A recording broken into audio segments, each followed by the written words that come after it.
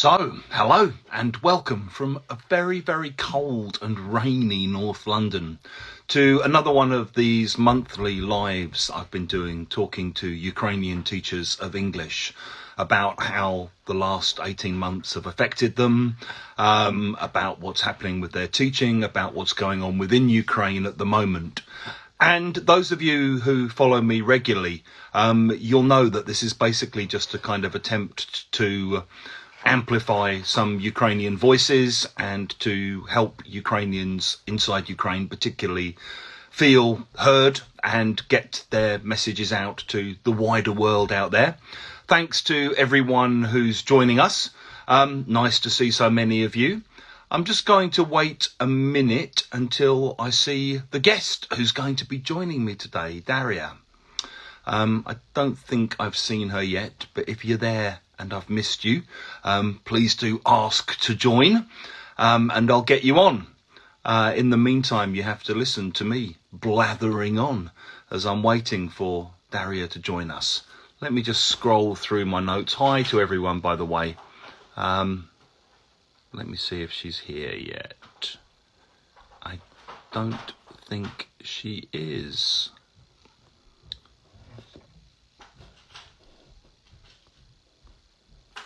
Sorry, for the people who've just joined, you can just see me kind of mindlessly scrolling through a telephone. There you go. Hi, welcome to the people just joining. As you can maybe tell, I'm just waiting for this month's guest to be joining us. So hopefully she'll be here in a minute, and then she can say a bit more about herself. I did ask how she wanted to be introduced, and she said, I'm quite capable of introducing myself. So, there she is. 1 minute. Let me just see if I can get her to join. There you go.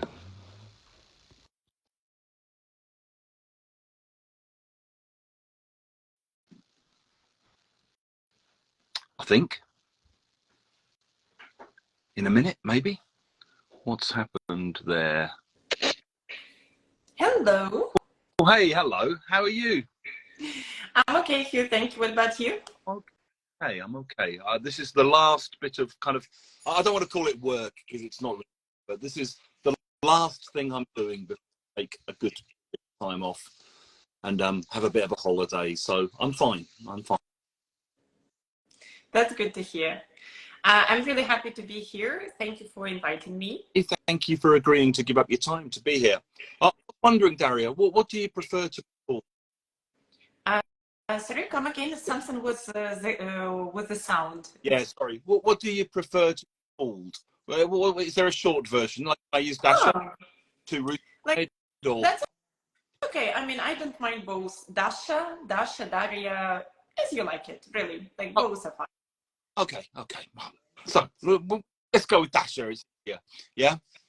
So welcome. Do you want to just tell us a bit about? I was just saying before you joined, Dasha, when I asked you how you wanted to be introduced, you basically said I can introduce myself.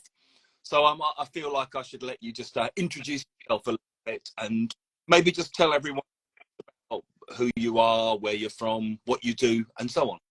Okay. So my name is Dasha or Dariia, as Hugh has already mentioned. I am from Ukraine. At the moment, I'm living in Kyiv. Actually, I've been living in Kyiv for 6 years already, if I'm not mistaken. Maybe it's already the 7th. I stopped counting.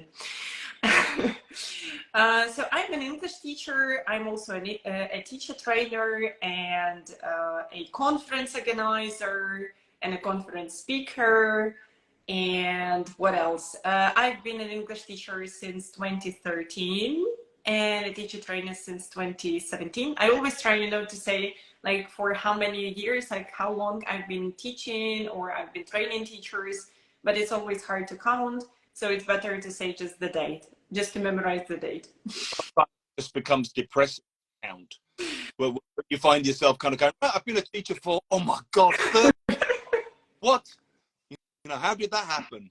I have the same feeling, even though I'm still, I consider myself, and even according to anatomy and the rest of the sciences, I'm still a young person.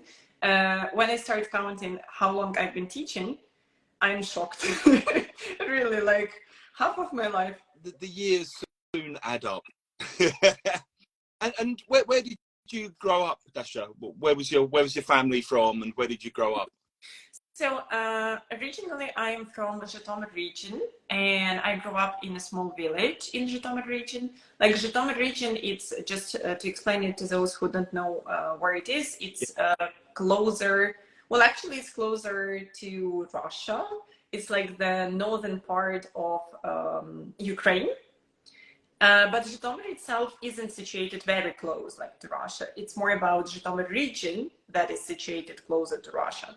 But my village wasn't very close to our neighbors. So yeah, that's it. This is where I grew up. The name of my village, maybe it's interesting for somebody, is Chervona. And like Chervona, like it's like red in Ukraine, something like that. Yeah. Well, why? Actually, there are like I remember that at school we studied like 3 legends why it was like that, and honestly speaking, I remember very, very badly already what all of them were about. But yeah, I mean, I'm not very good at this. I don't remember this etymology, like all these legends. And so I remember only one legend. I mean, one of the legends was connected with the battlefield or something like that. And like this battlefield was so cruel that it was covered with blood. And that's why like people called it Chervona, like red. But it's just one of the legends. So you can just pick your... Yeah. And inside your family, what did you grow up speaking? Were you a Russian speaker at home or a Ukrainian? No. I'm one of those people, which is, I mean, for some people this can be a surprising thing, but I have never spoken Russian in my life. Maybe there were just a few situations when I just had to switch to this language. But in general, like my whole life, I've been speaking Ukrainian at home with friends, with my family, my husband, and so on. Like in the village where I grew up, there you can feel this influence of the Russian language actually, because like some words are taken from Russian, but you know what people do in Ukraine very often, like in some regions, they just take this, like some Russian words, they change them completely, and then it's like neither Ukrainian nor Russian. It's just, we call this surzik. Yeah. So it's just like a mixture of languages. Like different regions have different kinds of surzik, and they're not always necessarily similar to each other, and there's a lot of like regional adaptation. Yeah. So that's my thing. I've noticed that. So now when I'm a grown up, and I can say that since I was 17. So firstly, I lived in Zhytomyr, so it's in the city, right? And then I moved to Kyiv. So I mean, I have experience of living in cities and in a village, and I can say, of course, that this influence and let's say that people speak more surzik, like this mixture with some Russian words and everything in villages, and it's really true. And for example, in Zhytomyr, it was like 50-50. It was like with surzik, and like some people spoke Russian, some people just spoke Ukrainian. And in Kyiv, again, just a mixture. Yeah. Again. And when people hear Ukrainian, can they kind of go, Zhytomyr is Oblast? Yes. From? No, actually, I had such situations. I mean, I can say that, well, we have this, like, I don't know what we call this, like a myth. No, it's not even a myth. Like, let's say it's propaganda, actually. Russians are trying to spread the idea that somebody was oppressing the Russian language here or something like that. It's like da-da-da. Still a common kind of thing people repeat on social, all of that. Yeah, which is like completely just I wanted to say a rude word, but let it be nonsense, which is nonsense. Feel free if you need to, by the way. But people have heard me swear on my own channel many times. I see. Yeah, so let's say it's a complete nonsense, because in reality, if we take a look at what was happening, like what had been happening before the full scale invasion in Ukraine, I can say that it was more about oppressing Ukrainian, but not Russian. Because really, when you, I can say this from some stories that my students told me from their lives. When you come to a city from a village where you spoke Ukrainian, let's say, or Surjik and Ukrainian, like this mixture, and you come to a city and everybody, or like many people, speak Russian, and where it was, you know, considered to be very fashionable and like really cool to speak Russian, then yeah, people kind of like look down on you. Yeah, like this. I mean, it's maybe not discrimination, but kind of discrimination. So I can say that it was more about Ukrainian and people who spoke Ukrainian that were really oppressed than those who spoke Russian. Fortunately, for me, when I came to Zhytomyr, the group where I studied, my group mates, most of them, they were from some regions of Zhytomyr, and there were just about maybe, let's say, 5% or like maybe 7% of people in the group who were from Zhytomyr, and actually they spoke Russian. But we never had this like problem that somebody speaks Ukrainian or Russian, because like most people were from the region. Yeah. And that's it. I mean, that was my case. I was really lucky because I didn't feel this pressure or anything because I spoke Ukrainian. I don't know if you saw the news from Kyrgyzstan this week, where the president of Kyrgyzstan has said that all government officials should be in official communication. Okay. Of course, the Kremlin's been going crazy, kind of the same bullshit, like, oh, it's a discrimination against Russia. Like, so Kyrgyz people can't speak Kyrgyzstan. Amazing, yeah? Yeah, it's, yeah. Yeah, so in general, you know, it's like the same scenario for all countries. And it's like, I can say, in my opinion, Russia, it's just a huge empire, which is trying to colonize smaller ethnic groups, nationalities, smaller countries. And that's it. I mean, that's like this typical scenario that we had in history, when a big, powerful country just wants to colonize smaller countries to make them just workers, laborers, yeah, for their country, and to take all possible resources. By resources, I don't mean just some land or some uranium or whatever. I mean, people, it's like also, it's a huge resource, right? So, I mean, you know, as someone from a kind of fading post-empire country, I recognize very clearly, and it's something that within a talking about a lot. And after Brexit and things like that, where voted to leave and everyone else voted to stay, the whole issue of kind of English imperial and English exceptionalism and kind of decolonizing education, decolonizing academia, decolonizing museums, decolonizing school curriculums. It's a really kind of, it's not to go that conversation in the UK. It's something that we have to go out and talk about and be aware of. And, you know, so for me, when I look at Russia, I understand it very clearly in those kind of terms, and it's like, yeah, we've been there. It's not a good place to be, and you need to get past that place. And yeah, it's very clearly a kind of colonial, and language is linked to that, of course. You know, I mean, which is why I used to Indian speakers who speak English, you know, still used in so many places because of the kind of legacy. Yeah, like languages, it's so important. It's very hard sometimes to explain to people how important it is. I always give this simple example. Let's say if you speak, let's say you're a Russian speaking person, but you're Ukrainian, you live in Ukraine, and you want to find some information. The first thing you do when you open Google, you start typing Russian, Yeah. right? Because that's the language you use. Yeah. And information when you type in English, in Ukrainian and in Russian is completely different. It's like really, because I was Googling information about, just a second, what's her name? This woman who created, who was the leader for movement, and then the 8th of March, like the International Women's Day was created. I forgot her name. So it's Clara Zetkin, who is actually a German. She's German. She was German.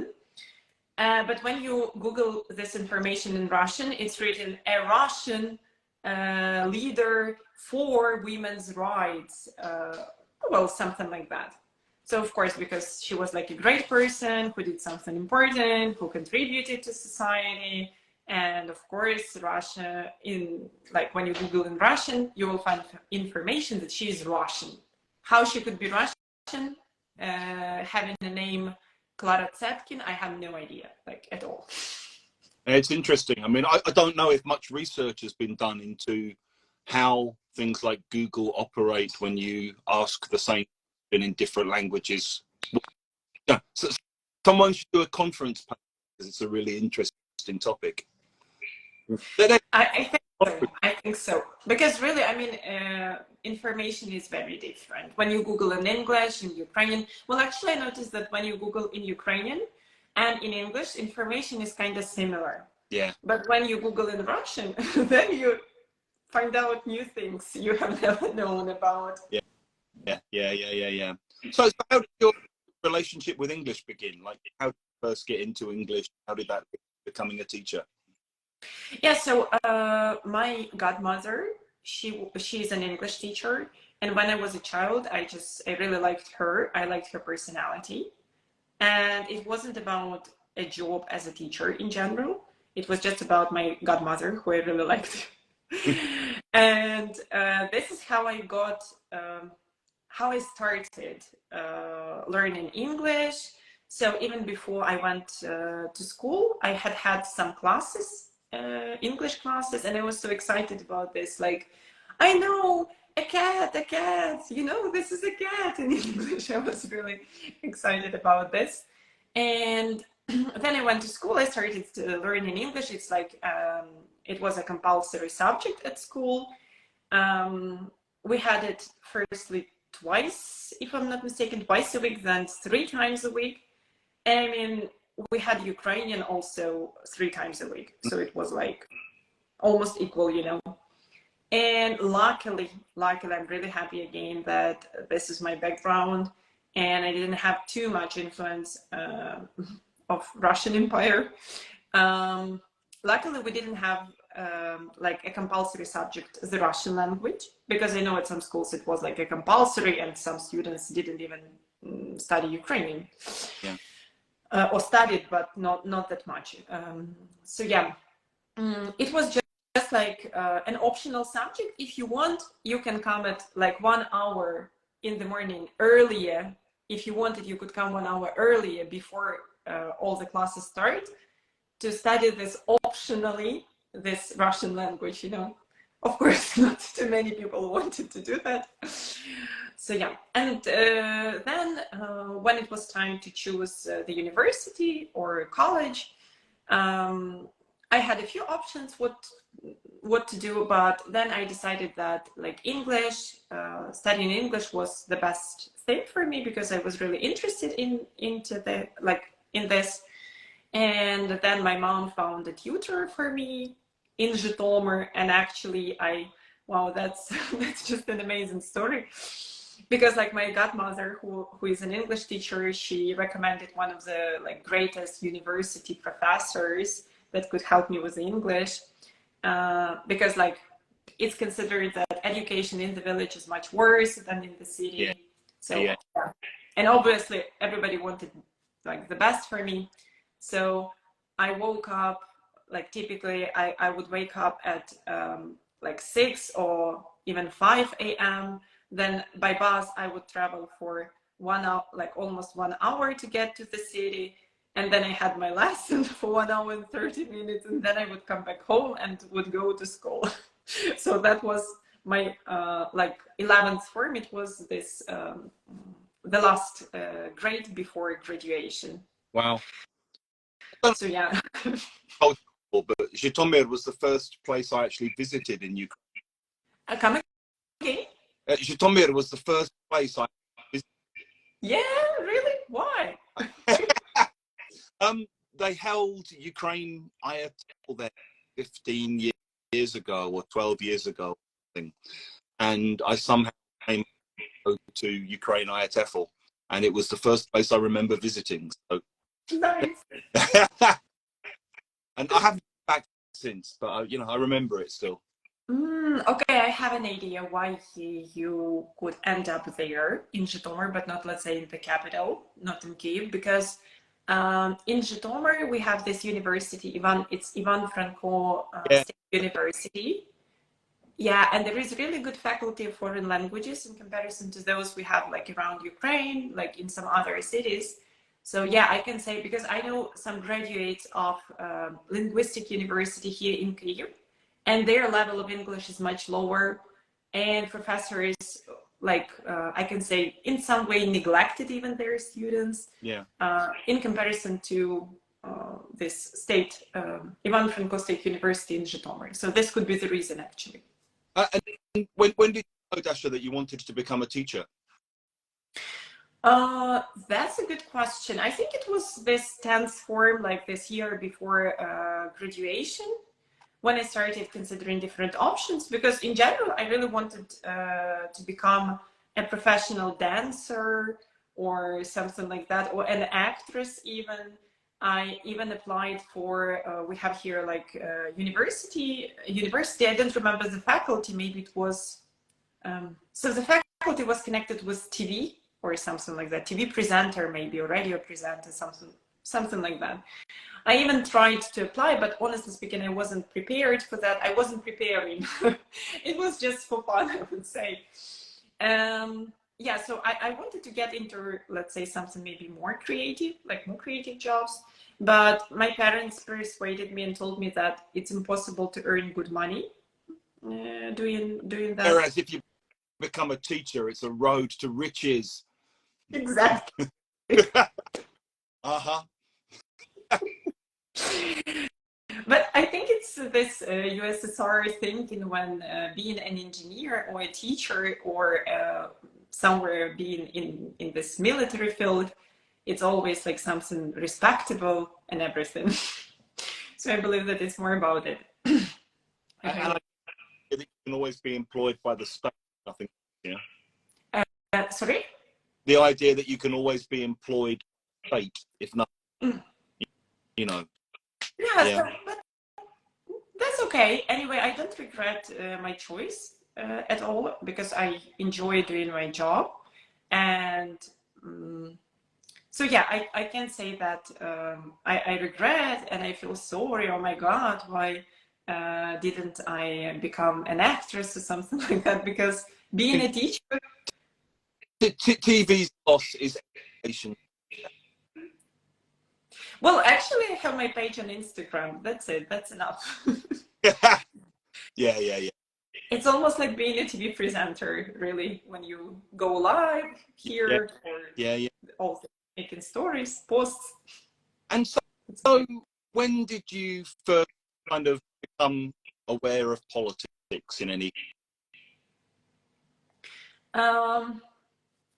Well, honestly speaking, my family, I would say, neglected politics. And really everyone was like, I think maybe not just my family, in general, everyone was like, it's politics, never mind, we can't influence, we can't do anything, like you shouldn't care. It's like big people play their big games, you shouldn't care less, or things like that, you know. But then I think it was 2013 when the revolution started. And I think it's a very Soviet kind of mentality that with like, we're small people, it's not our fault, we can't do anything. I'm very happy that I grew up in another surrounding, in very different conditions than my parents, for example, did. And I'm really happy that I was born in free Ukraine. and in really democratic country, because I can feel the difference just looking at my parents, for example, and looking at my generation. And yeah, it was 2014 when the revolution started. I was at the second year of my study, if I'm not mistaken, at the university. And that was actually the time when I think I came back from this work and travel program in September. So it was my first time abroad. I was in the US, and then I came back home, just first 2 months, like really period of adaptation. And then in like the beginning of winter, something started, happening. You could feel this. And yeah, and then in 2014 already, in February, the revolution started, and then all those awful stuff. I was actually, I came to Kyiv. I was there at Maidan, and I came to Kyiv because, well, I had some things to do. I was thinking of going to the US one more time, again, this program Work and Travel. And then we decided, my groupmate with whom I was planning to go to the US again, and we decided to go to Maidan to see what was happening.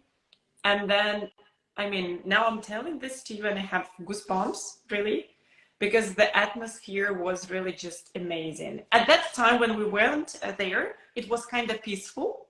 Yeah. People were just singing songs. Everybody was like, this united. People were united, singing songs.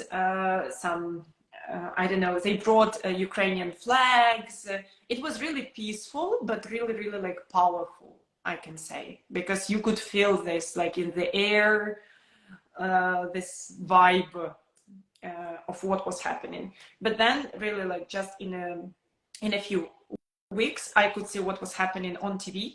And again, I can say I'm happy that I was born in Ukraine, in a free country, because everything was shown on TV. Let's start with this. We could see everything that was happening. Then I remember one of the situations I went to my class. It was English literature, if I'm not mistaken. And the teacher came and asked us a question: would you like to have a class, or would you like to support Maidan? Would you like to go to, because then, like a few weeks later, when some terrible things started happening, yeah, people started just to go out to the main squares, just to the streets. Mini Maidans. Yeah, in every big city or even small city as well. And our professor just asked us, would you like to go? It's okay, like, I don't mind if you go, that's fine, I'm okay with that. I will just pretend I haven't seen you, nothing happened, like, everything is fine. And really, like, this is how it was. This is what I remember. And this is when I started to understand, that politics is important, and actually you influence it, like more or less, but you do influence it. Yeah. So. Yeah. What are your memories of 2014? Because I think one of the things in the West, and I mean, maybe even with Ukraine, that I think people have a problem getting their heads. I mean, I'm guilty of this myself, I think, was not fully understanding what was occurring in 2014 and not fully understanding the implications of what was going on, and what it meant.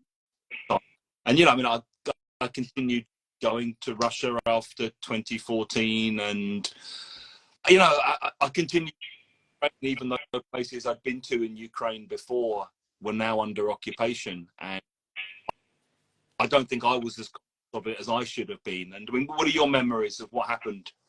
I guess, apart from the Maidan Revolution of Dignity, did Donbass and Crimea kind of impact you? Were you conscious of it? What did it mean to you at that time? Yes. So I can say that I was, as I have already mentioned, I was a student at that time. It was my second year of study, so I was like 19 or something. Yeah, I was 19. Still, I remember my feelings very well. I remember that I was really scared. And then we got this information about invasion in the east of Ukraine. Also, I really want to mention that Ukraine in general, it's a huge country. I mean, it's because, for example, I visited Montenegro and I didn't know that it is such a small country. I didn't even expect this, really. It's like Kyiv or something. So Ukraine is huge. And anyway, I had this feeling. So when I saw information about invasion in the East, I was really scared. I didn't know what we were going to do. There was a complete chaos in Zhytomyr. I remember people walking in the streets, like just shouting and shouting out some like slogans or something like that. I mean, that was still like a part of this revolution of dignity, right? But in Zhytomyr, I remember how people were panicking and just buying everything like pasta, salt, like everything really from the shelves. At that time, as I mentioned, I was planning to go to the US and I had to pay for my vacancy, for finding my vacancy in the US in dollar. And dollar was 8 hryvnia, and then just one day it became 40. So first it was like 25, 26, and then it's 40. And it was like a disaster, really, just complete chaos.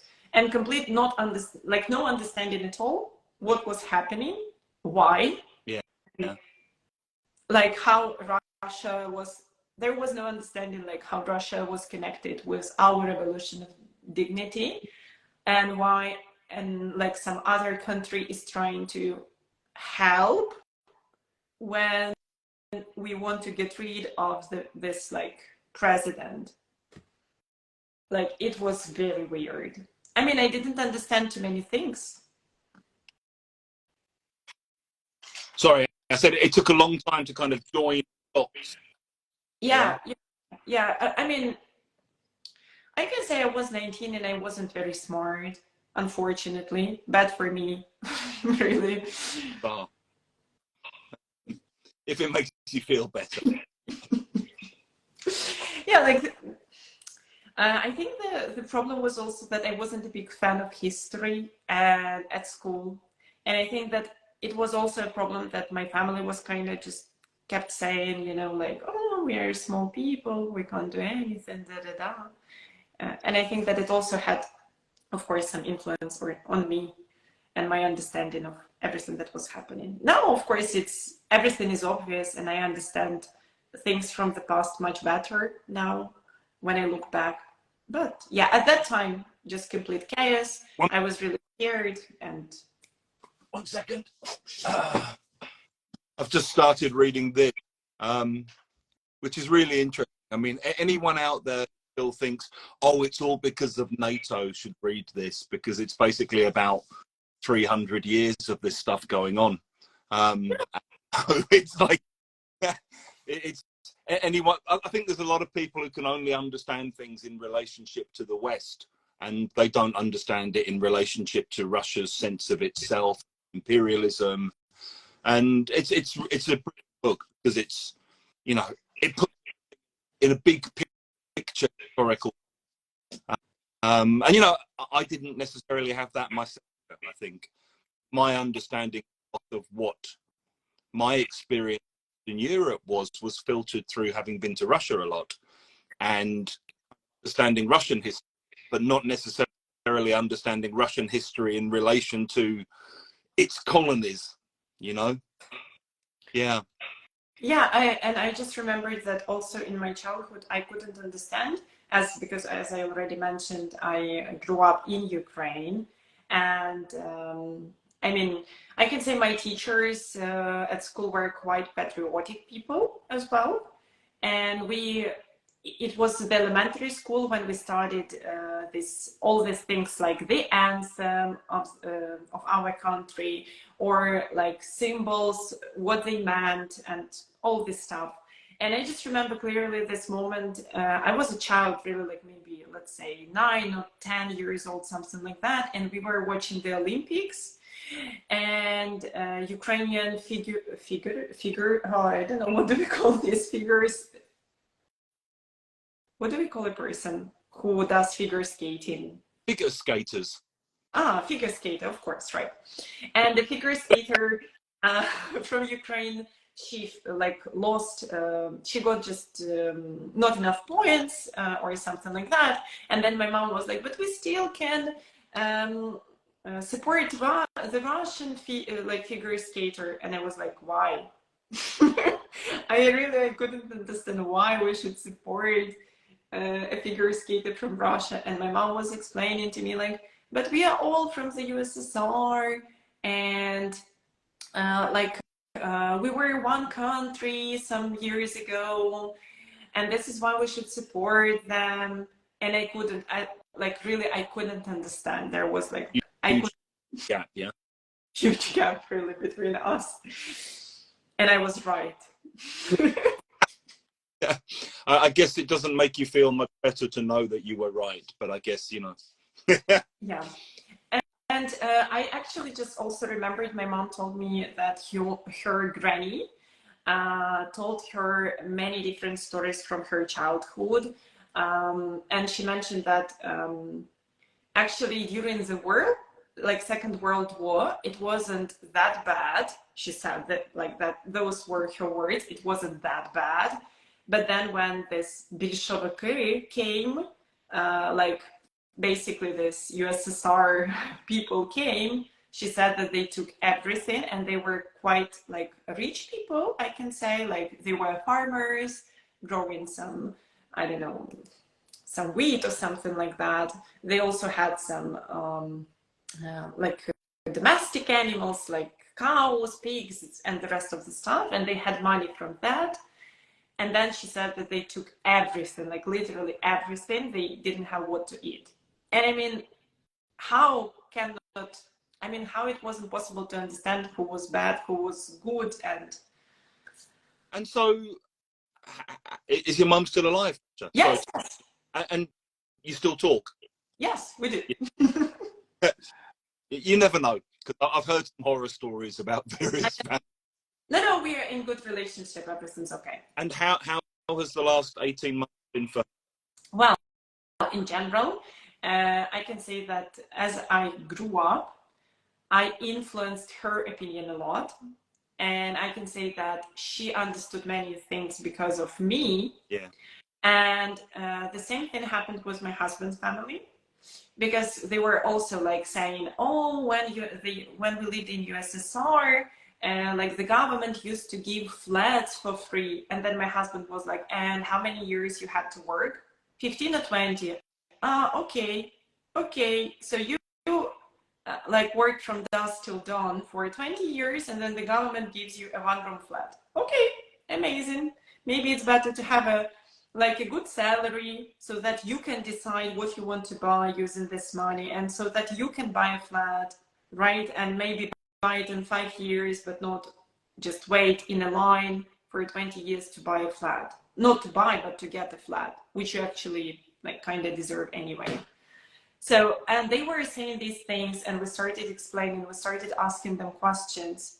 Then we were explaining that they are just now older, and they cannot earn, let's say, because it was like the topic about the money and everything. And we just explained that they cannot just earn as much as they used to earn when they were 20. They cannot work 20 for 12 hours as they used to work when they were 20, when they were doing their best to earn as much as possible. And so that's just impossible, because you get older, and yes, you can't get as much as you could when you were younger, and that's just a sad fact. And it's like not about, we were trying to explain that it's not about the country, it's more about like you're getting old. Yeah. That's it. Like, I've often wondered, like, I understand your generation and people born in a free, independent Ukraine, it's easier to understand what's happening, to be more willing to kind of resist happening, I guess. But I think for a lot of the older generation who come from that Soviet background, it must have been hard for them to kind of realize that they've been lied to all their life, you know? Yeah. And but I'm really happy that, for example, my mom or my dad there, or my husband's family, yeah, they accepted this and they started like really analyzing things. Then we started showing them maybe more. Also, we just really we just say, you're going to watch a film today. We have family time. Sorry, let's do this. And then we were watching some films with all of these historical episodes, you know, uh, where this Russian Empire is shown as it is, but not the Soviet Union films where Ukrainians are shown as a minor nation and only Russians are the best people. Yeah, I've seen those old Soviet films with those representations of Ukrainians as like, you know, the cheerful people. Yeah, just like villagers, People. you know, like rednecks, Yeah. really like rednecks with a pig under their armpit, with a bottle of gorilka, and that's it. And very funny, always happy. This is like the image of a Ukrainian. It's awful. I hate this, really. I just can't watch this. Really, it's And so, awful. where were the full scale last February? What was your experience of that time? I have very interesting experience. Sorry, I am laughing not because it is funny, but because it's hysterical laughter. Really, I have this kind of weird reaction sometimes. So it was the 24th of February, like 7:30. My alarm clock was ringing. I woke up, like I switched it off. You were in I yeah? was in Kiev. I was in Kiev, yes. So I switched off my alarm clock. Then I saw like so many calls from my mom, my father-in-law, like, oh my God, what do you want? It's 7:30 in the morning. I went to the kitchen, I made some coffee, started cooking breakfast, called my mom, like, is everything okay? She said, Dasha, the war started. Run, do something, run away. You had 3 explosions in Kyiv and something else, and one of them was not far from your house. So she was in another city and she knew better what happened here because we just slept well, as I understood with my husband, and we didn't hear anything at all. And now just an amazing thing. I am cooking breakfast, talking to my mom, knowing that the war started. I told her, give me 5 minutes to wake up and I will call you back. Need coffee first, yeah? Yes. And she told me, like, okay, like, pack your bags and everything. And I said, yes, I will call you in 5 minutes. Just give me some time. And then this moment, I'm cooking breakfast and I'm thinking, should I wake up my husband or should I give him more time to sleep? Like, he needs to go to work later. Like, maybe I shouldn't wake him up. Like, that was my thought in my head. I just couldn't. I think it was just shock. Yeah. I just didn't understand what was happening in reality.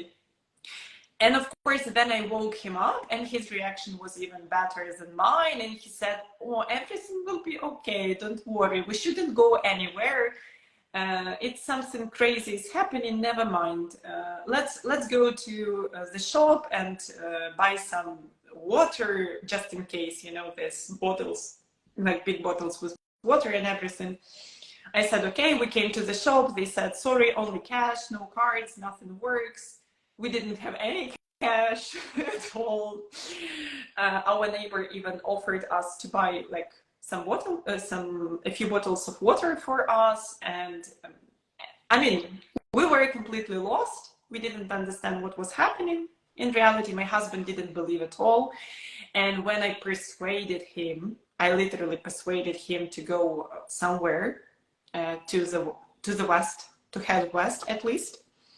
He told me, and I asked him, what should I pack for you? Like, what clothes should I take? He told me, or just take one t-shirt, one sweater, and that's enough. On Monday, we will be back. That's what he said. And really, we left Kyiv at 6 in the evening. I saw, when we went out, I saw how near the neighboring house we have a fence. it's like kind of closed area. And this fence was just like broken. I mean, you could say easily that somebody just with their hands or maybe legs just broke it, because there was a parking lot there in that house, like the neighboring house, and most likely somebody was just trying to hide it over there in this parking lot, and that's why they broke it. Just and yeah, what I wanted to say that we didn't hear in Kyiv on the 24th, we didn't hear any explosions with my husband, like nothing like that. But we left Kyiv at 6 p.m. and it was impossible, and it was also dangerous to use the main road that we typically used to go to Zhytomyr to my parents-in-law. That was So we places where there were massacres and stuff, wasn't it? Highway. Yes, that's right. So we didn't go that way. We used another road, and then we went through some villages near Kyiv. And when we were going through those villages, we could see a few tanks, Ukrainian tanks with Ukrainian soldiers. I could see how people were giving them some food, water, like energy drinks, anything. Like people were just bringing everything, you know. And we were moving in the direction to Zhytomyr, and all those tanks were moving in the opposite direction to Kyiv. And it took us maybe after 1 hour or something, we went to this road, the highway already, but we approached it from the other direction. You know, it was when we went out from the village, the direction was to Kyiv, and we had to find this, I don't know what we call this. It's not a turning place. Yeah, like a turning place. We had to find this turning place. And then we saw that actually, like there are 2 lanes from Kyiv to Zhytomyr. In this, it's not highway, but it looks like highway, I can say. So 2 lanes to Zhytomyr, 2 lanes to Kyiv. But people were moving like 3 lanes to Zhytomyr. So one, it's not even the road. It was used as well. And also 1 lane in the direction to Kyiv was used in the direction to Zhytomyr. Yeah, okay. And so my husband we didn't even try to find this turning place. We just used this lane in the opposite direction, and we were moving there. And then after some time, this direction to Kyiv, it was like fully used, it was full with cars which were moving in direction to Zhytomyr. So it was basically like 5 lanes moving to Zhytomyr in that direction, I mean. And only like the side of the road, like maybe a few cars, we saw just a few cars which were moving to Kyiv, like there in that direction.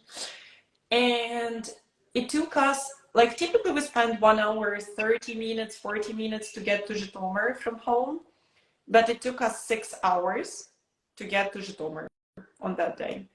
Yeah. And the day we arrived, it was in Zhytomyr, it was kind of okay. We didn't hear any explosions or anything, it was fine. But then we spent like a week in Zhytomyr, and it was a disaster because the walls of the house were shaking all the time because of aviation. Then there were a few explosions in the city, in a few places. It was awful, really. It was impossible. And we could see these Russian jets flying above the city.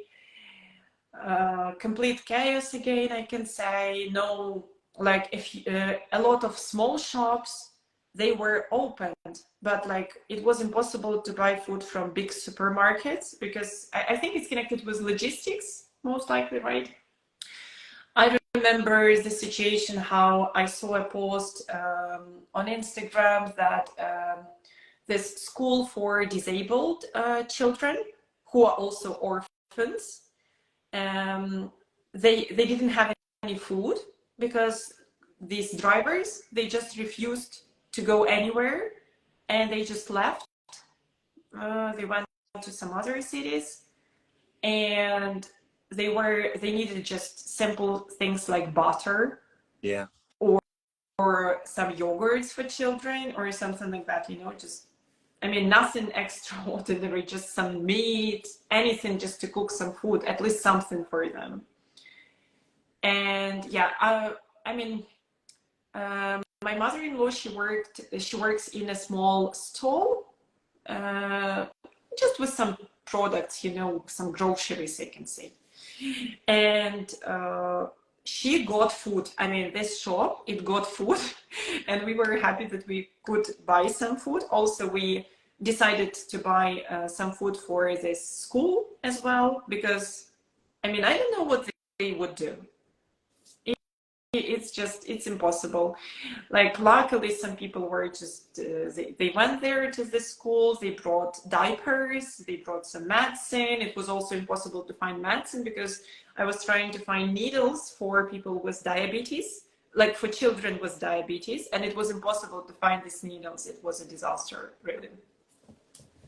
What really struck me over the last is how strong the kind of self-help, self-organizing element has been within Ukraine, and people have just kind of put all their differences to one side, and everyone's kind of pulling together and doing all these kind of things like orphanages and dropping off food and diapers and all that kind of stuff. I think it's very inspiring to a lot of people outside Ukraine to see that kind of sense of you know, self-organizing communal civil society. Yeah. And so where did you go after Zhytomyr? Yeah, so it was, as I have already mentioned, it was awful in Zhytomyr. I can't say it was, I felt safe or something like that. I think one of the reasons is also because actually Russian troops were moving in Zhytomyr region, they were moving to Kyiv. Yeah. And also Russian troops were moving from Kyiv in the direction to Zhytomyr, this road, Kyiv-Chop. And because when we came back to Kyiv, I could see where burned Russian tanks stood. I could see that, and it wasn't like, yeah, I cannot say it was very close, like 10 kilometers or something, no, but it wasn't that far too. So it wasn't safe, and I was trying to persuade my whole family, my parents-in-law, my husband, to go to Ivano-Frankivsk region, because this is where my father-in-law's brother lives. Okay. In a small village, not far from the mountains, like in the middle of nowhere, basically, with no infrastructure. There is only one school, 2 shops, and that's like really nothing else. And nobody agreed. My father-in-law said, what? Am I going to leave my home? I don't care about Russians. I will kill them. Or also, like, what will people think about me? I am living like a coward. I am leaving my house. Are you crazy? What are you telling to me? Like, are you out of your mind or something? And like, for 1 week, I've been trying to persuade this whole family to go. And finally, they agreed. And they asked their neighbors, because my father-in-law, he has some rabbits. He just grows some rabbits. That's his hobby. And he agreed with his neighbors that they're going to feed them. And finally I persuaded him and my mother-in-law to go. And this is when we went to Ivano-Frankivsk region. But the most interesting thing is that they spent 2 weeks there. During those 2 weeks, his nephew, my father's-in-law nephew, so it's my husband's cousin, he went to the Ukrainian army. I don't know what we call it when it's your own wish. It's not like the army is calling you for service. Army. He joined the army. So yeah, okay, he just joins the army because we have in Ukraine, it's your obligation. Yeah. To go to the army during the war. And it was just his own wish. So he just joined the army. And then his father was like almost in depression, I can say, like it's not okay. My son went to the army, and what am I doing here, sitting in this village, doing nothing, like that. And then, as I mentioned, during these 2 weeks, firstly, my husband's cousin went to join the army. Then my husband's uncle joined the army as well. And then my father and mother-in-law told us, sorry guys, we should go to Zhytomyr, we should go to work, help people, I should sell products. Bye-bye. Everything will be okay, we will survive. Don't worry about us. That's it. That's the end of the story. I understand that kind of mentality. I wouldn't want to leave on my area of an invading. So I completely understand. Yeah, I understand that too, but at the same time, I really worried about my family. I wanted everyone to be in safety. That's it. That's all I wanted. And how long did you then stay? Let me see. So we went there, I think maybe the beginning of March, right? And we came back to Kyiv after, it was maybe the 10th of May. Okay. Oh, how many? 2 months? 2 months? Like 2.5 months, I can say. Been in Kyiv since then? Yes. All through the power cuts and the...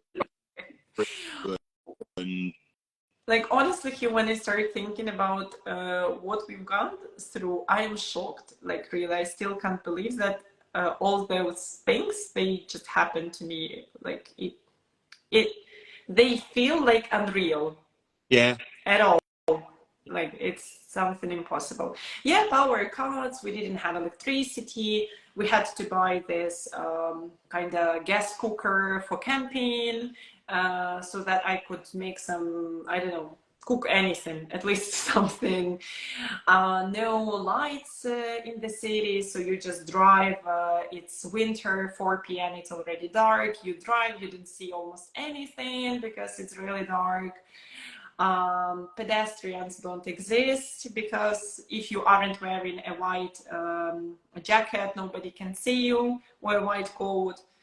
I don't know. Yeah, it's. When did you return to teaching, Kasia? Or did you teach all the way through? Oh yeah, I can say that I didn't teach maybe like for, let's say, 3 weeks only, 2 or 3 weeks only, and that's it. And then straight back? Yes, really, it's like, so while we stayed in Zhytomyr, I didn't teach. Then maybe like 1 week when we came to Ivano-Frankivsk region, I didn't teach as well. And then I texted, of course, all this time, I texted everyone I knew, to all my students, just asked whether they were alive and whether everything was okay with them. And most of them actually moved somewhere. Yeah. In Ukraine. I think maybe almost all of them here were in Ukraine, but they moved somewhere. One of the most terrifying things was when one of my students from Kharkiv, during this first week, she was trying to get on this evacuation train. Oh my God, it was like a nightmare. I can't even describe with words what she went through, really. It was awful. But yeah, luckily she arrived to Lviv, which was a much safer place at that time than Kharkiv, for sure. Yeah. And I think that I just started texting them like, guys, maybe you would like to have some lessons just to get distracted or something like that. And really then they just started to come back and say, yeah, Dasha, let's have a lesson because I want to get distracted. I don't want to continue reading news. It's already impossible. Like if I read more news, my brain is going just to explode. So you can imagine it's really scary. You're not at home. You don't understand what is happening. You don't know anything about your future or about tomorrow. Yeah. You don't know if you have enough money or for how long it's going to last. And then you start reading news and everything is bad. People are killed. Your nation is killed and everything. It was just impossible. So yeah, and then we started having lessons. And how has everything affected your teaching? What noticed has changed? So at the beginning, like during the first, maybe this, no, and then maybe when I came back to Kiev as well, maybe first 3-4 months of the full-scale invasion, it was hard. I mean, it was really hard to concentrate. I couldn't, I mean, I was saying something, then I forgot what I was talking about. It was hard to explain, and I also had to support my students. I didn't, I mean, I didn't have this possibility even to be in a bad mood or something, because I had to be this something stable, something, let's say even maybe positive, something optimistic, and I mean, let's say the safe island, right? Yeah. The island of safety, let it be. Yeah. So yeah, I couldn't be just sitting and complaining and saying how everything is bad or something like that. I just couldn't. So yeah, it was hard. It was really hard. And sometimes it was like I had a small group of 4 people, and it was like, oh, Dasha, sorry, I have an explosion. I will join you later. Goodbye, goodbye. Yeah, and then yeah. For the rest of the lesson, you were just sitting and thinking about that student and whether everything is okay. I mean, it was awful. Really. Yeah, I've had classes like the camera's suddenly been shaking and you keep loading in the background and to run into the basement and oi. I have such situations sometimes even now. I mean, when we have this, during the last maybe 4 or 5 months already, Russia launches missiles and this some, I don't know, drones and all this stuff at night. Yeah. And I have a chance to work during the daytime. Like it's kind of more or less. But when we have these attacks during the daytime, it's really like in the middle of the lesson. Sorry, we have the air raid alarm. I will call you, or I will send you a message when I am in the parking lot. Yeah. Goodbye. Yeah. And that's it, really. Yeah, yeah. And have you had to like cancel yourself and go down into the basements or anything? And yeah. So I mean, now it's like a part of my life already, really. When there is a missile attack or something, I say, sorry guys, goodbye, see you later. We will figure things out later. What to do with, I don't know, with payment or... It fucks up your payment system. It's, you know, yeah, I know you paid an hour and 23 minutes, and then there was the air raid siren. Yeah. But I mean, it's like more or less, I still cannot complain because I still believe that I am lucky. I live in Kyiv and it's still kinda okay, right? Yes, there are missiles attacks and yes, I can die. Like it's still possible. But I do not live near the front line. I mean, Yeah. I have a house where I live, which is comfortable. You see, I have electricity right now, which is a luxury of our life. Yeah, one of my managed to finally speak to her mum occupied territory first time in a year yesterday. You know, wanted to contact her parents to do it, and she finally managed to speak to her. So yeah, that's what I'm talking about. So everything is okay in my life. I can't complain. How can I complain? As I mentioned, if I live in a warm house with electricity, I still, when there are these missile attacks, I can go to the shelter. Not like, it's not really like a shelter, it's more like just parking, the ground floor or something, but it's still much safer. Yeah. I know people who don't have even this parking on the ground floor where they can hide. They don't have anywhere to hide. Yeah. And apart from all the teaching and the amazing conference organising and working with teachers doing, have you been doing anything outside of that, like any other? Have you time to do anything else outside of that? Yeah, actually, I can say that I have a very active life, like active lifestyle in general. I try things. And for example, yesterday I had a meeting with one of my acquaintances. She organized like a meeting for women. It was just like for women, like women's club or something. It was my first time joining the club, but anyway. And we tried to paddle on the SUP boards. Okay. So these boards, just like boards, look similar to surfing board, but you also have this paddle. Yeah, I know what you mean. And yeah, we had paddle boards.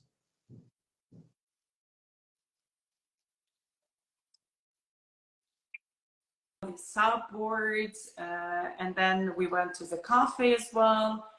And what I want to say that for many foreigners, it's something really weird. Yeah.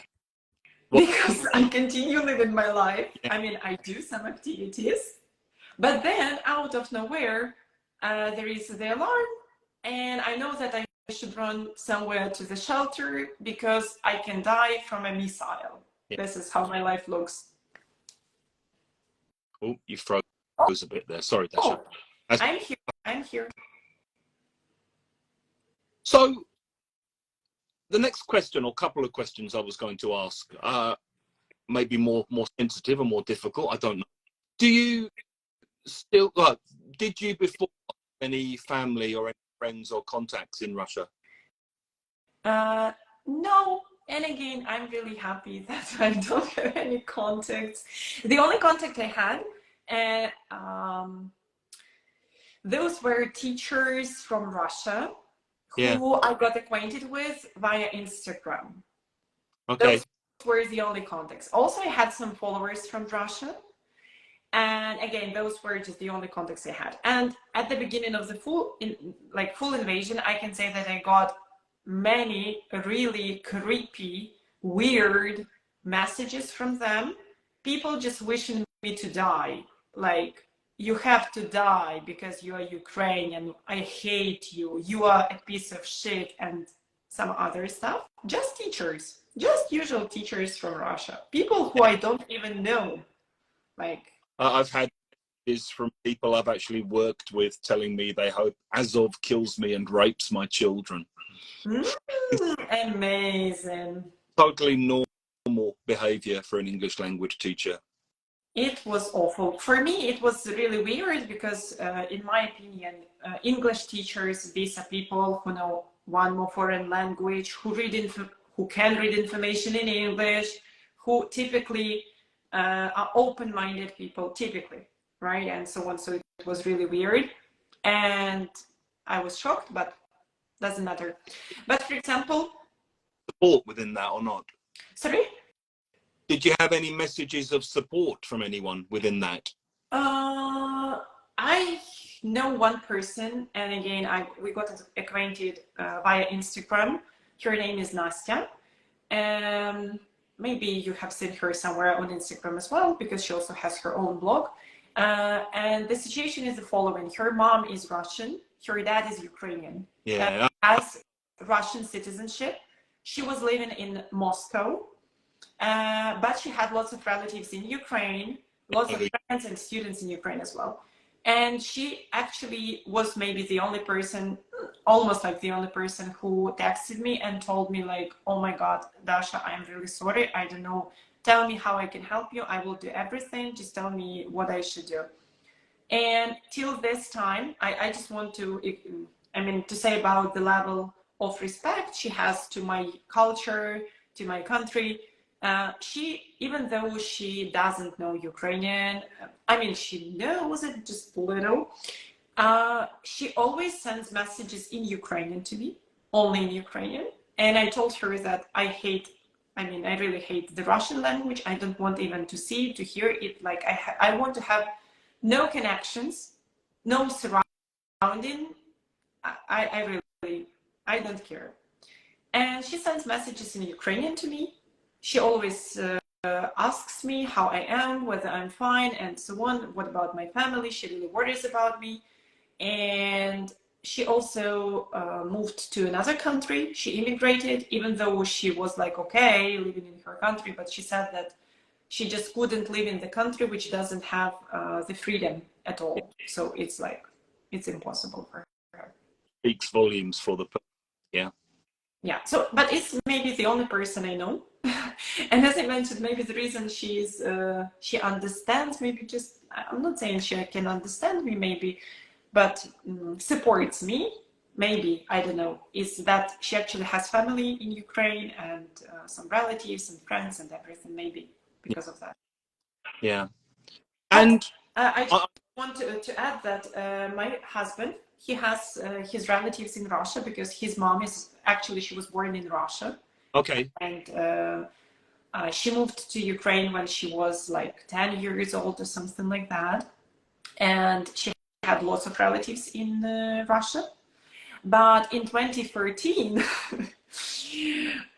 she argued with everyone and they stopped communicating. She almost had a heart attack when she was trying to explain in 2014 that it's Russia invaded Ukraine, you have to do something about it, you have to go to the streets, you need a revolution or something because it's impossible. Can you imagine how unfair it is? They are killing Ukrainians, da da da da.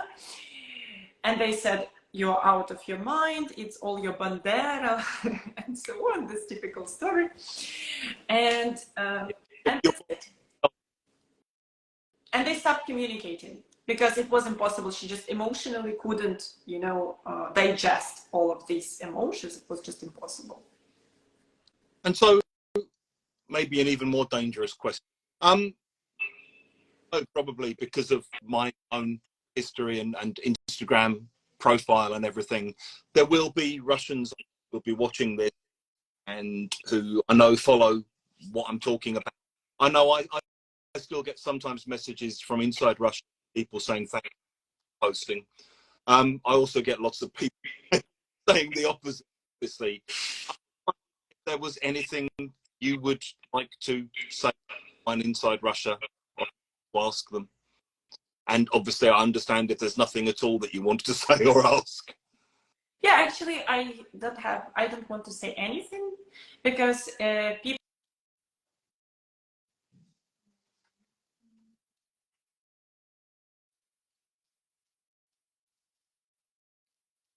I'm glad they don't support this. Maybe some of them even tried to do something about this, because I know a few people who during those first days of the war they went to the streets to protest or something. But in general, I have nothing to say because they don't feel that the war is going on. Yeah. Russians don't see any explosions, don't hear any explosions, they don't see death. They do not lose their near and dear, so everything is okay in their lives, and the life is going on, and the life is beautiful and everything. So there is nothing to say because they will never understand what I'm going to talk about. It means nothing, really. Yeah. Or I guess maybe as drone attacks increase, this start to change. Maybe. I hope that one day some of them will understand. I hope so, what it is, because it's awful. I also during one of these drone attacks, one of my ex-colleagues was killed in Kyiv, actually in the street which is located not very far from my house. And this was very hard. This was by debris falling from the drone things. I think so. Yeah.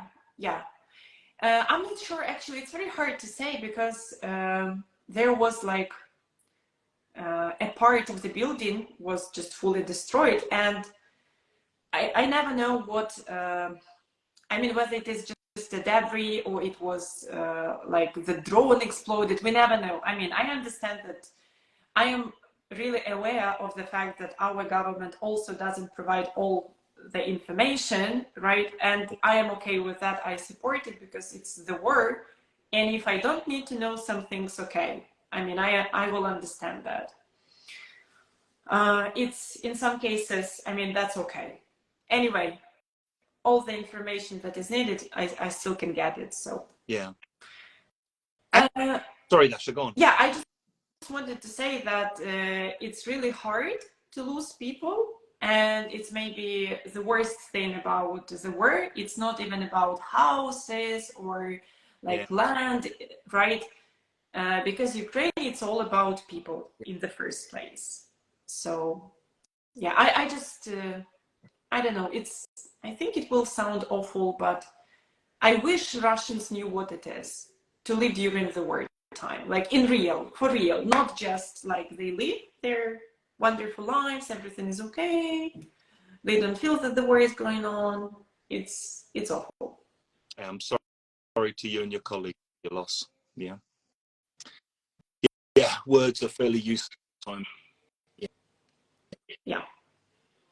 So, 3 more questions I have. How do you feel about people in the West, and particularly like Germany, say France, who march for and who want to see a negotiated settlement to the war, and who are calling for an end to the war as soon as possible? Yeah, I want to say that all Ukrainians are for the idea of ending this war. Nobody wanted it in the first place. And the problem is not in Ukrainians. The problem is not in me or my wish wanting to end this or not. The problem is in Russia. And I think that everybody would wish for this settlement if all our territories, like legal territories, I'm not saying about some historical territories, right? If all of them were back, I think that the immediate moment, just immediately, the very same moment, we would settle, like no problem. But I don't see why we should be losing our territory, like our land. Like, okay, I have my home here in Kyiv, but what if somebody just came and took it just because they wanted? Why should I give it to somebody? I don't get it. And if we didn't, like, if we don't stop it right now, and if we agree on how it is right now, then there is no guarantee then the next year the situation won't repeat, right? And it will repeat, because this is how it works. It's like the relationship with the abuser, you know. If you show your weakness in some way, that's it. This is how this abuser knows that he or she can continue, right? So humiliating you and everything. So the same thing is here. I'm always amazed that people still suggest this after 2014, because I think the great mistake that most of the West made after 2014 was sort of going, oh, well, they have a historical claim to Crimea, let it be there, and that would be the end of it, and completely failing to understand that it was part of a bigger plan.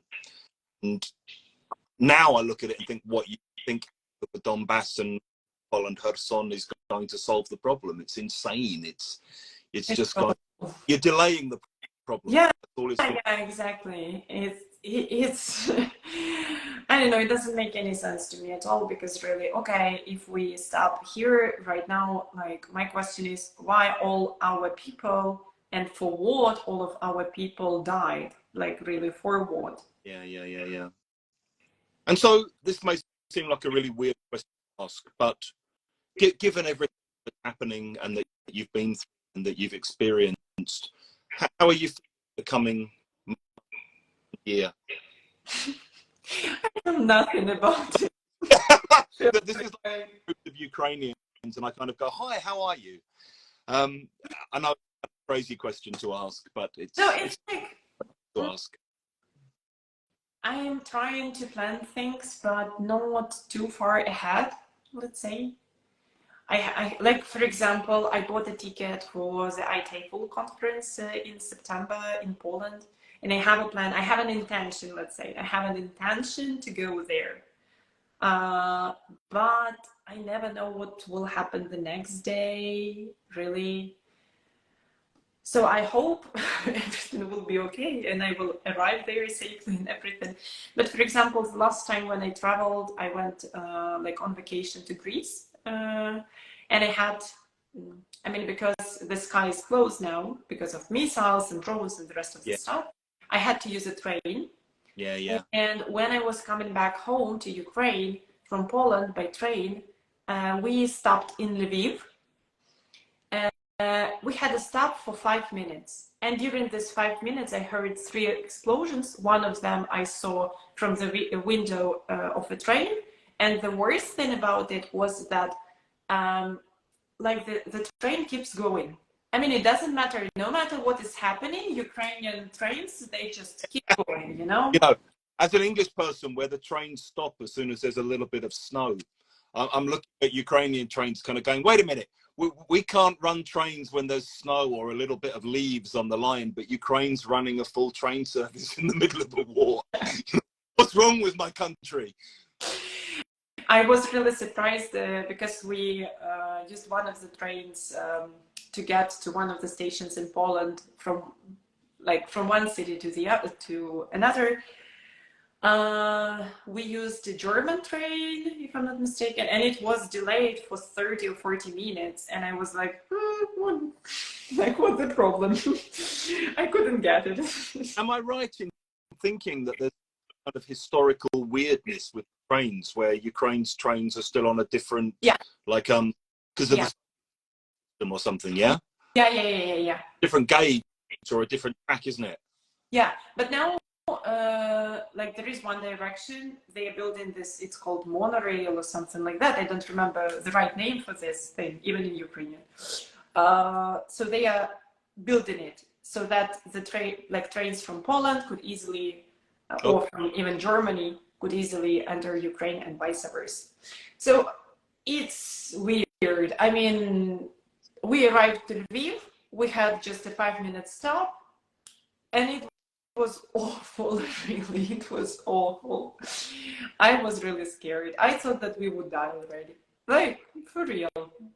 But we survived. Oh, the most amazing thing was a woman who, during this explosion, so everything is exploding, I can see the light, something, it was at night, very bright light and everything, and then another explosion. I fell on the floor, covered my head, just everything as it should be. And then there is this woman entering the train. Why did you put your suitcases here? Where should I put my suitcase? What were you thinking about? Why do you need such a big suitcase? Just really like surrealism. How's the general kind of view at the moment? Because I guess you've got the possibility of another autumn and winter power grids, and you know the Russians trying to freeze death and knock them. We are preparing. So the last year we bought this device EcoFlow. It's like this huge battery. Yeah, okay. And I can charge my computer, for example. I can work. So that's the most important thing for me, to have a possibility to have lessons. That's it. Then my husband in his office, he has also a few such EcoFlows, like huge batteries for, I don't know, they can charge a computer, let's say, for 24 hours or something like that. So huge batteries.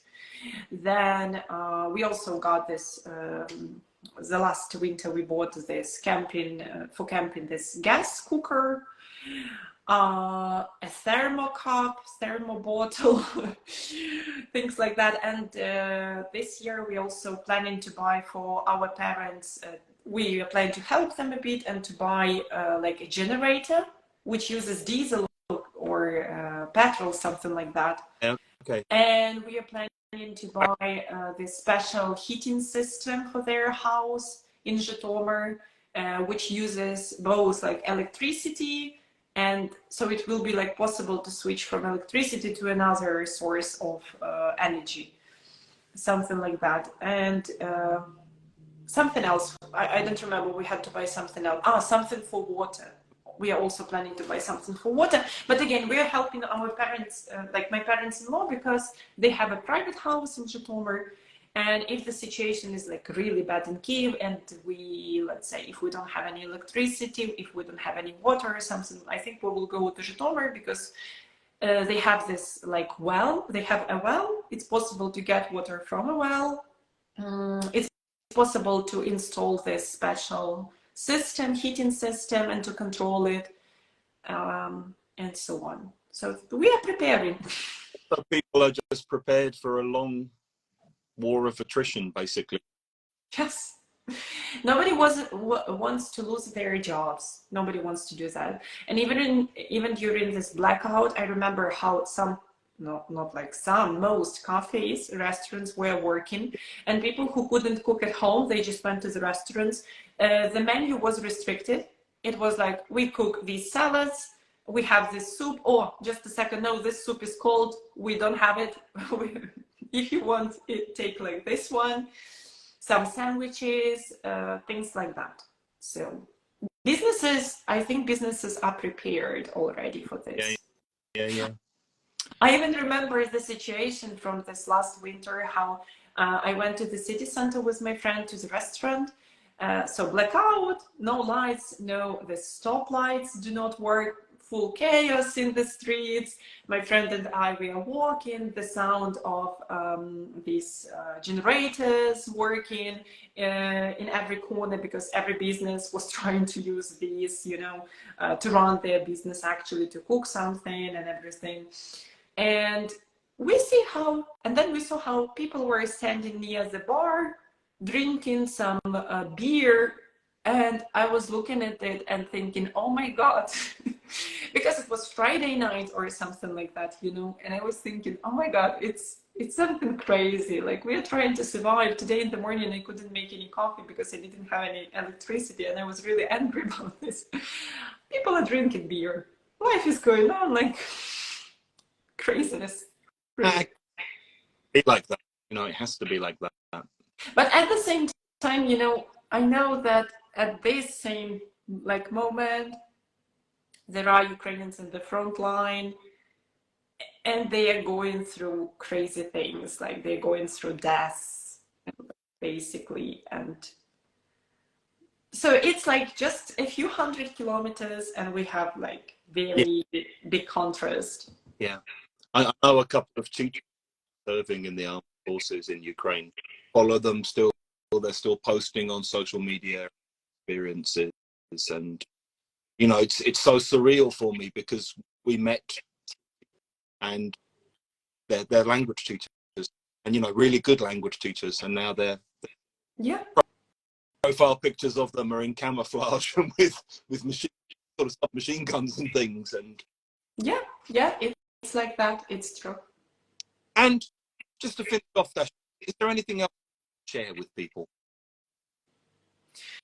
No, I didn't think so. I think we mentioned like a lot of important things. I don't know whether foreigners watch such lives. I really don't know. I think some. I'm looking at names coming up as we're talking, and there's a lot of non-Ukrainians here as well. Yeah, so I just want to say that the pictures that you might see somewhere on Instagram or TikTok, somewhere else, of how Ukrainians are living their lives and things like that. I mean, all of these, it doesn't matter at all, because very often because I have met such people who have this wrong picture. They think that if I post on my stories my usual life, me drinking coffee, I don't know, wearing makeup or something like that, like there is no war. That's not true, because the next minute, I can die, like literally, because of a Russian drone or missile. So it doesn't mean anything. And it doesn't mean that we do not care or something about the war. It's not true. It's just very hard for 1.5 years to sit with your mobile phone and just check news all the time. It's very hard. I think I would lose my mind already till this time. I almost did actually, but that's another story. So we are just trying to balance. We are trying still to continue living our lives, to work. Also, it's very important to have lessons for me because, like, for two reasons. First of all, I get money and I can donate. I can help. I still continue paying taxes. I can go to the cafe and I know that the business will work from the money that I bring them, and they can give jobs to people, and that's also very important because I am afraid even to think about what is going to happen when the war is over. What will be with our economy? I think it's already under zero somewhere, really going down. So yeah, I just wanted to say that the picture can be wrong, the picture they see, or it might be very delusional. Yeah, So or just not more picture. yeah, it's like this war-life balance. Yeah, It's about Ukraine. It's like for real. yeah, yeah, yeah. I guess I'd just like to finish by saying thank you to you doing for Ukrainian, and to anyone outside of watching who cares about with Ukraine, because not only Ukraine but the whole, I think. Two things to do: make sure that when you're voting, vote for parties that support what's happening, support Ukraine, and if you can, a little bit to Ukrainian military to help Ukraine ties, and a couple of links in with people who want to do. It's something we do. It's something I know almost every Ukrainian's doing, and I think it's important to keep doing that. You know, And I also know that people say like, oh, how much should we donate to Ukraine? Like it's been a year and a half we've been donating. Where is our money or something? I can say, because I know lots of people like exactly who are seeing active service, right? I can say that, for example, such things as drones, cars, yeah, like, let me even think about the comparison. It's very hard even to think about the comparison. It's, sometimes we've been collecting money for, let's say, a week or two to buy this one drone, to buy this one car, and then in 3 days it's just destroyed. yeah, That's it. yeah, yeah, yeah, yeah, yeah. So yeah, anyone who can, please do take what you can, and I'll put some links in. And Dasha, take care of yourself, and maybe I'll see you in Poland. I And hope so. yeah, You, I really hope so. look after yourself, and Slava Ukraini. Героям слава. Hugh, thank you so much. Hey, thank you for your time. All right, take care, yeah? See you. See you along the line.